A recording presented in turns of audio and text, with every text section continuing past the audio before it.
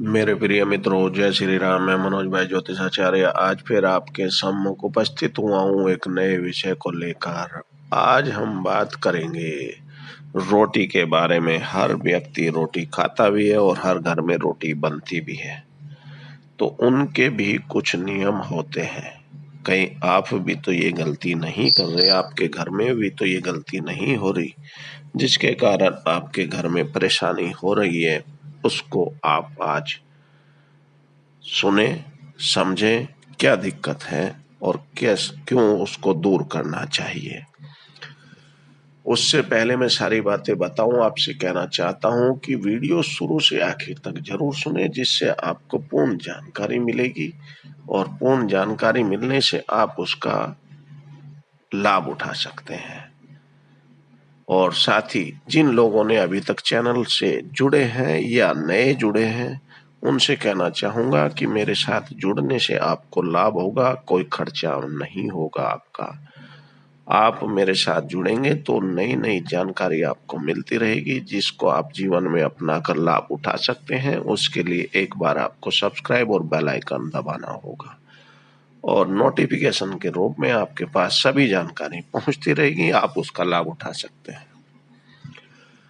आज हम बात करते हैं रोटी के बारे में, क्योंकि सभी जानते हैं रोटी सभी के घर में बनती है और ये रसोई के अंदर ही बनती है। ये भी आप सब जानते हैं। किसी की रसोई छोटी हो सकती है, किसी की मॉडर्न हो सकती है, पर किचन किचन ही होता है, रसोई रसोई ही होती है। और वो माता अन्नपूर्णा का स्थान होता है, जो सभी के लिए भोजन की व्यवस्था करती है। अब मैं बताता हूं आपको रसोई में रोटी के बारे में क्या नहीं करना चाहिए, क्योंकि रोटी का संबंध आपको मैं बताऊं मंगल और सूर्य, इन दोनों ग्रह से भी है। अगर सही तरीके से आप कार्य करते हैं तो इन दोनों का जो रोल है वो सूर्य और मंगल दोनों स्ट्रॉन्ग भी होते हैं और आपके जीवन में सुख समृद्धि भी लाते हैं। परंतु रसोई के अंदर आजकल के सिस्टम में क्या आप सभी जानते, एकल परिवार होने लगे, मियाँ बीवी और बच्चे। तो उस स्थिति में पहले आप देखते थे कि घर के पूरे परिवार का जब खाना बनता था तो उसमें सबसे पहली रोटी गाय के लिए निकालते थे और सबसे बाद की रोटी वो कुत्ते के लिए निकालते थे,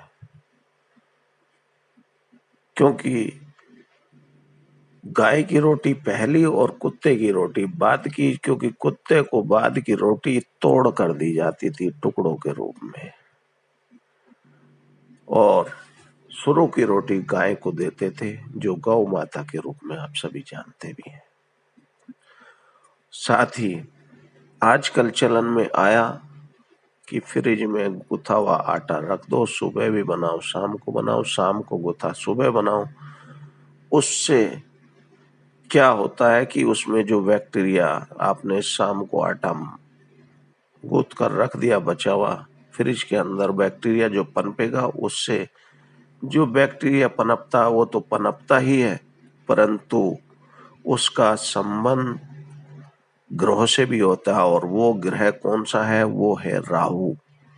अगर आप बासी आटे की रोटी बनाते हैं तो उसका संबंध राहु से होगा, और राहु से संबंध होने के कारण उस रोटी को या तो कुत्ते को खिलाया जाए, और अगर कुत्ते को नहीं खिलाई जा रही वो रोटी, आप किसी भी परिवार के सदस्य को खिला रहे हैं, तो उसके व्यवहार में आप तेजी देखेंगे और उसकी सामान्य स्थिति नहीं होगी। सामान्य अगर वो बोलता है तो वो ऊंची आवाज में बोलेगा, और ऊंची आवाज में बोलेगा तो आपके घर में लड़ाई झगड़ा भी होगा, माहौल कलेश वाला होगा।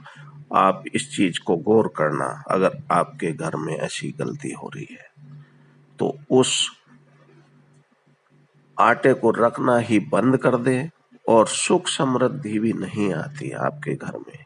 कलह कलेश जहां होगा वहां दिक्कत परेशानी होगी।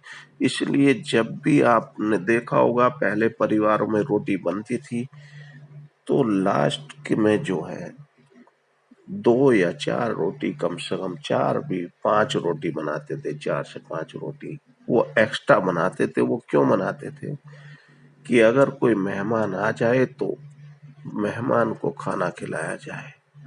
क्योंकि अगर आप अपने घर में मेहमान के लिए खाना बनाते हैं, रोटी एक्स्ट्रा बनाते हैं, अगर वो नहीं आता तो आप स्वयं भी इस्तेमाल कर सकते हैं, अदरवाइज गाय को या कुत्ते को भी या पक्षियों को भी आप खिला सकते हैं उसको। परंतु कम से कम 2 रोटी तो आप जरूर बनाएं एक्स्ट्रा, जो सुबह शाम का टाइम होता है। क्योंकि शाम को भी मेहमान आ सकते हैं, क्योंकि मेहमान को भगवान का रूप माना जाता था पहले से ही शास्त्रों में भी, और आपके बड़े बुजुर्ग भी जानते हैं। परंतु आज के समय में कोई उस चीज को नहीं कर रहा।